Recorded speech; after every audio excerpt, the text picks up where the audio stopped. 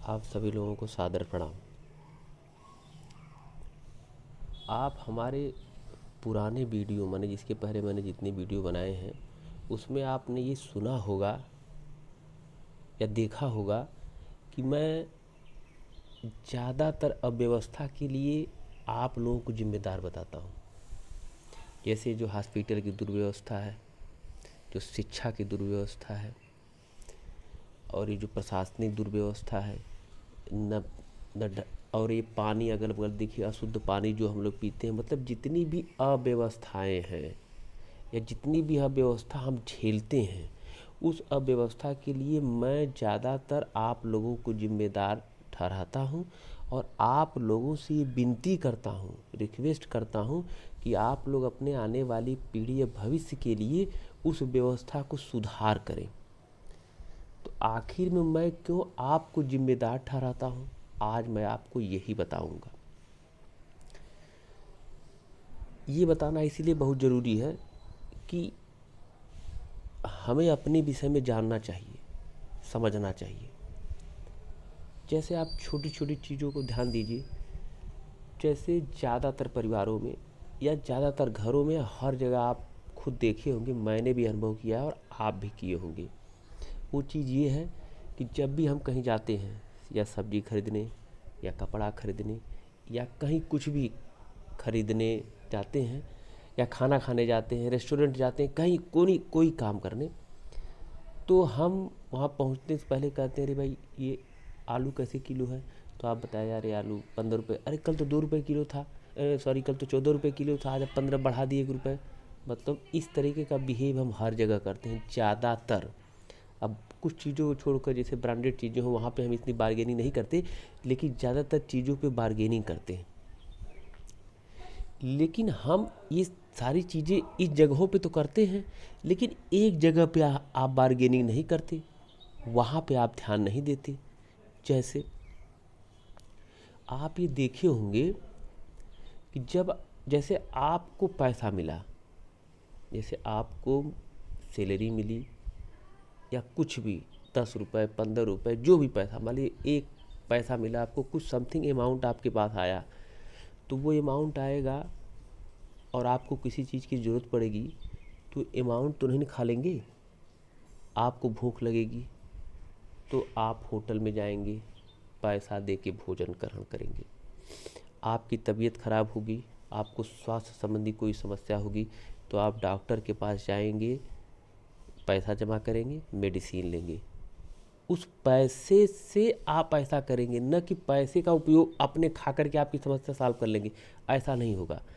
तो वो जो पैसे आप बराबर हर जगह देते रहते हैं, उनको दिए फिर उनको दिए, इस तरीके से। और एक चीज़ आप ध्यान दीजिए कि आप ये देखे होंगे कि वो जो जैसे आप एक माचिस खरीदने गए होंगे, वैसे मैं जो बता रहा हूँ वो सब आपको पता है, लेकिन फिर भी मैं थोड़ा सा बताना चाहता हूँ। जैसे आप माचिस खरीदेंगे तो उसके पीछे देखे होंगे MRP इतना रुपया इंक्लूसिव ऑल टैक्सेस, उसमें लिखा रहता है। इसका मतलब यह है कि जितने रुपए में आप जो सामान खरीदते हैं उसका उतना उसमें टैक्स जो सरकार हमसे लेती है वो इंक्लूड रहता है। ये तो ही माचिस की बात। अभी मैं जब कह रहा था कि पैसा आपके हाथ में आता है तो आप जगह जगह उसका यूज करते हैं, तो जहाँ जहाँ आप यूज करते हैं वो टैक्स के उसका उतना उतना परसेंट जो टैक्स बना होता है सरकार द्वारा, वो क्या करता है, वो सरकार के अकाउंट में चला जाता है। जैसे आप ऐसे एक और उदाहरण के रूप में हमको बताना चाहते हैं कि टैक्स हम और कैसे दे सकते हैं। जैसे एक डिसेबल पर्सन हो, जिसके पैर ना हो, वो चल फिर ना पाए और रोड पे अगर बैठा हो और हाथ पे ऐसे कटोरा लिए हो और हम उसको 10 रुपये 5 रुपये ऐसे देते चले जाते हैं, तो वो भी आदमी कल को भाई उसे भूख लगेगी या उसे कपड़े की ज़रूरत होगी या उसे स्वास्थ्य संबंधी बात होगी, तो वो क्या करता है, उसी पैसे को दे करके वो अपनी ज़रूरतें पूरी करता है। तो जब वो पैसा जहाँ भी देगा तो सरकार टैक्स उससे ले लेती है। अर्थात डिसेबल आदमी जो कुछ नहीं कर सकता वो भी सरकार को टैक्स देता है। वही पैसा जब कलेक्शन हो जाता है, जैसे सरकार जो वही जब कलेक्शन होकर के जो बजट पेश होता है, जैसे आप सुनेंगे उत्तर प्रदेश सरकार बजट पेश की है, हर साल भारत सरकार बजट पेश करती है। तो जो वो बजट पेश होता है वही वही सारे टैक्सेज का क्या है, कलेक्शन है, जो हमारे द्वारा खर्च किए जाते हैं, सरकार द्वारा नहीं, जो हमारे द्वारा खर्च किए जाते हैं वही सारे पैसों का वो कलेक्शन है, वो टैक्स। मतलब सरकार इस साल के बजट में 2021 में 30 लाख करोड़ रुपए का खर्च दिखाती कि ये पैसा यहाँ से आया और हम इन जगहों पे खर्च करेंगे। इसको जरा अब आप ऐसे समझें कि आपका पैसा, जैसे आपको एक और उदाहरण देना चाहेंगे कि जैसे मान लीजिए हमारी आर्थिक स्थिति बहुत कमज़ोर है और ज़्यादातर भारतीयों की आर्थिक स्थिति कमज़ोर होती ही है, और हम गाड़ी चला रहे हैं और हम गाड़ी लेके पहुँचे, 1 लीटर तेल डलवा लिए। तो अगर तेल का दाम उस समय 80 रुपये रहा हो तो आप पता लगा लीजिएगा या देख लीजिएगा उसमें से जो 40 रुपये वो टैक्स होता है। मतलब वो 40 रुपये वो टैक्स आप सरकार को दे देते हैं। 1 लीटर में 40 रुपया। ज़रा आप ये सोचिए ठंडे दिमाग से, अगर वो 40 रुपये आपको बच जाते, आप सरकार को न देते, तो आप उसका सदुपयोग करते कि ना, वो आपके किसी काम आता कि ना आता। जब आर्थिक स्थिति इतनी ख़राब है, उसमें कम पैसा लिया जाता तो वो हमारे काम आता। लेकिन हम चाहे जिस हालात में रहें, हमारी स्थिति चाहे जैसी रहे, लेकिन हम सरकार को देते हैं। अब ये सरकार दे देते हैं हम सरकार को, सरकार की जिम्मेदारी बनती है कि उस सारे पैसों को वो किस मद पे कहाँ कहाँ खर्च करे। जैसे परिवार, हम लोग ग्रामीण फैमिली से बिलोंग करते हैं, तो हमारा एक परिवार होता है।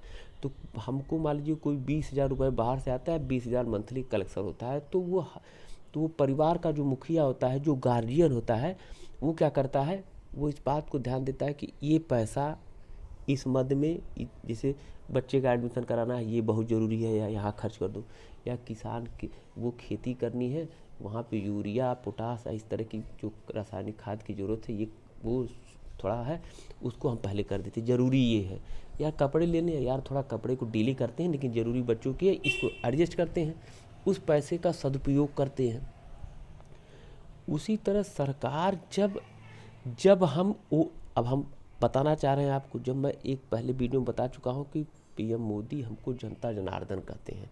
अर्थात यही है कि हम जिसको वोट देते हैं, जिसको हम चुनते हैं, वो व्यक्ति वहाँ पहुँच करके हमारे पैसों का जो हम टैक्स के रूप में उसको प्रोवाइड कराते हैं। टैक्स का ये स्तर होता है कि अगर एकदम डिसेबल, जिसको आँख से भी न दिखे, अंधा आदमी हो, वो भी सरकार को पैसा देता है। वो सारे पैसों का कलेक्शन जो है सरकार बजट के रूप में करती है, जो हर साल पेश करती है। वो सारा पैसा आपका होता है। तो जब वो आपको जनता जनार्दन कहते हैं, तो उसका तात्पर्य ये है कि आप सरकार बना करके, चुन करके उनको उस पैसे का मालिक बना देते हैं 5 ईयर के लिए। पैसे का ही मालिक नहीं बनाते हैं आप, पैसे के मालिक के साथ साथ ये जो व्यवस्था है, सिस्टम है, उसकी भी जिम्मेदारी आप उसे सौंप देते हैं। और उसी के लिए जो पैसों की ज़रूरत पड़ती है, वो टैक्स के रूप में आप उनको पहले दे दिए रहते हैं, ताकि वो उन जगहों पे वो खर्च कर सके। तो अब ये बताइए कि कौन जिम्मेदार हुआ, और ये बताइए कि अब हमको ये बताइए, हम उन्हें सादर प्रणाम करें कि वो हमें सादर प्रणाम करें। चुनाव के समय वो हमें सादर प्रणाम करते हैं इसी चीज़ के लिए कि सारी व्यवस्था पे हमारा कब्जा हो जाए, और फिर जब चुनाव जीत जाते हैं तो हम उन्हें सादर प्रणाम करते हैं। जबकि हमेशा उन्हें करना चाहिए, आदर उन्हें करना चाहिए। उनकी किसी व्यवस्था में कोई कमी नहीं है, और हमारी कोई व्यवस्था नहीं है, हमारे लिए कोई सिस्टम नहीं है। आप खुद देखिए, ये मैं नहीं कर रहा हूँ, आप अपना हॉस्पिटल देख लीजिए, अपना पानी देख लीजिए, और इन नेताओं के प्रति जो इनका हमारे प्रति जो आचरण है उसको भी देख लीजिए, प्रशासनिक व्यवस्था में जाके देख लीजिए। जो आदमी आप सैलरी पाता है उसकी वो जो सैलरी पाता है वो आपके ही पैसे से पाता है। आप उससे आप बहुत, अगर मान लीजिए कुछ सरलता से भी बात करेंगे तो वो आपसे ढंग से बात नहीं करेगा। इसका उदाहरण आप अमेरिका जैसे और जो विकसित देश हैं वहाँ की जनता इस बात पे जागरूक है। एक उदाहरण देना चाहूँगा, जब शिकागो में स्वामी विवेकानंद जी वहाँ पहुँचे तो उन्होंने ये देखा कि एक रिक्शा चलाने वाला रिक्शा बैठा है और वो पेपर पढ़ रहा है। तो उनको बड़ा आश्चर्य हुआ, पहुँचे उसके पास, बोले भैया पेपर ऊपर पढ़ रहे हैं। तो कहा कि मैं इस साल इस गवर्नमेंट को वोट इसलिए दिया था क्योंकि ये हमारा ये काम करे, इस बार इसने ये काम नहीं किया है, अब इसको हम हराएंगे। ये मैं इसलिए ये प्रसंग को बताया हूँ क्योंकि वहाँ के लोगों को ये पता है कि हम इतने मजबूरी में आपको पैसा देते हैं, उस पैसे से आपको सत्ता भोग के लिए नहीं देते, अपने आने वाली पीढ़ी, खुद के लिए और सारी व्यवस्था को बनाए रखने के लिए देते हैं। लेकिन जब वो, अब आप खुद समझदार हैं कि वो उस पैसे का किस तरीके से उपभोग कर रहे हैं, क्या कर रहे हैं, कितने हमारे ऊपर खर्च करते हैं, ये आप जानते हैं। अब मैं अपना वीडियो समाप्त करता हूँ। अब आप समझदार हैं, अब हमारी बात समझ गए होंगे। मुझे प्रसन्नता होती है कि आप लोग हमें देखते हैं और सुनते हैं। सादर प्रणाम।